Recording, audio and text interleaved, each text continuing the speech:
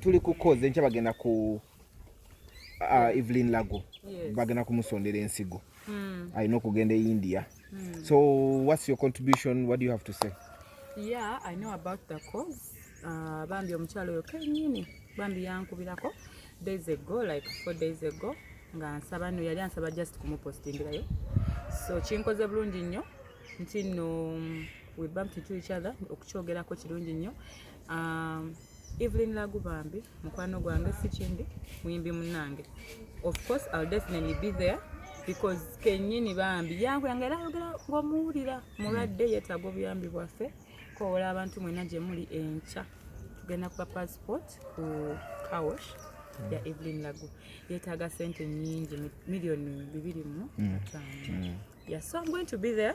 Nja koze motoka and I'll do my ojja koze motoka gwe tolina motoka byo ntowayo ne bayoza nawe noyoza anti buli woyoza ze sente zibakola ki zibawayo oba 5,000 banalabye ebiri kwetana.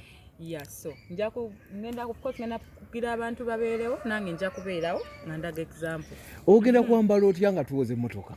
Yeah. Is that an issue? Really? Tulaba zikawoshi abana nga bali mu bikini party ateka tukumanyi gwe ku Facebook teweri antama. Nedda bambi kawoshi eyo ya mbi munaffe mulwadde yeetaaga obuyambi. Pena jiwe sekitiibwa. Ojira mugomesi. Gwalala beko mutaze motoka mugomesi. Wowe nyini gwe tujira. Ojalla Enkya. Ogenda koza ya meka. Ogenda koza ya meka.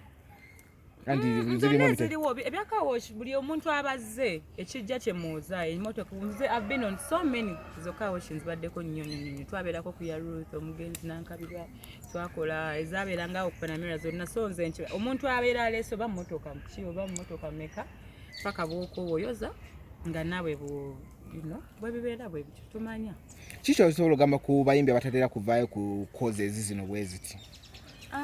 Munange ngamba ekintu we people have choices tuli bantu banjawulo but for me bwemba ndaba nga nsobola okuyamba omuntu mu ngeri yonna bwetyo etankosa akisikikola ate ffe tulina okusetinga example oli muyimbi munnaffe omuntu munnaffe buli omu aba n'ekintu kyayagala n'engeri gyakolamu ebintu but for me ebyo ebintu mbikola nnyo era mbyagala nnyo.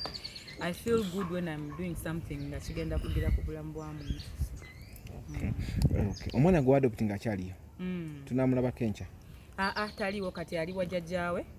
Engeri gye mmanyi nti abaana ate tebasoma abali mayina so bamutwalako wa jjajjaawe alina jjajjaawe eyo. Nange by the ndudde omulaba kubanga atera okujja wange tumusharinga sibeera naye mbu buli lunaku. Omugatta kodi aho yakyamalaka nina babiri by the way lwakuba mata gwe bamanyi abantu.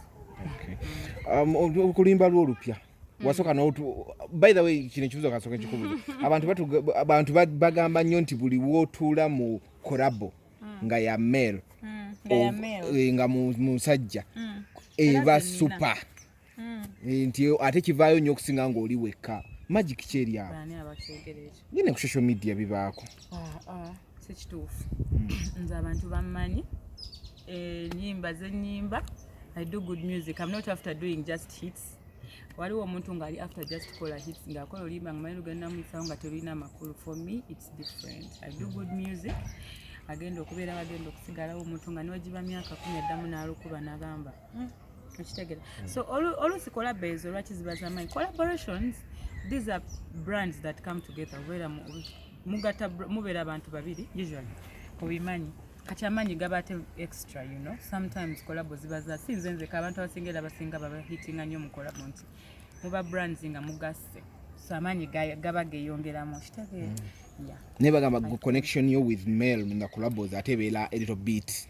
Well, hyped. Maybe my blessing is there. I don't know. I've heard that same thing about Diamond Platinums, Polydage, bintu bingi kubayimbi abamu baba blessed like that. So maybe nange bwe ndisimanya atenze collabo zange ziba za vibe.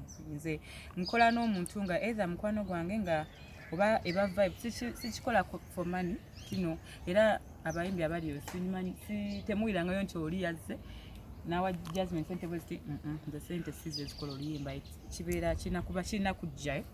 That's why ziba oyina kayimba akapya kewatadde A to Z. I love you be A to Z. Mwebale kaagala ate mwebale nakwagala ka good nights. Yeah, bambi omwaka nze I'm not complaining. Yeah, nyimba zange zikola bulungi bambi mwebale kuzaagala ku. Mwebale kuwagira. Magic kyeri mu kutandika okwesa ba DJs ngaba Vixens. Munoonya favor kuba kubeera nyimba zammwe. Well, by the way, it's Anina nze ne Shiba yefa abakoze, right? Nze olimba yange naluta, Shiba yata first, I didn't know nti bali bakozesa DJ. Oyo kitegera it's a coincidence. Tetwaki planning nange ngendo laba ngate oli akozesa ate nga nange nengamba nange ate nakozesa, which is okay. Bali bakwano ba oli mukwano gwange masi nnyo, one of my closest friends mu ba DJ. So just nayagala kola na mchali wange. Nze nga bwe ngambye ebintu byange. Kola bya vibe.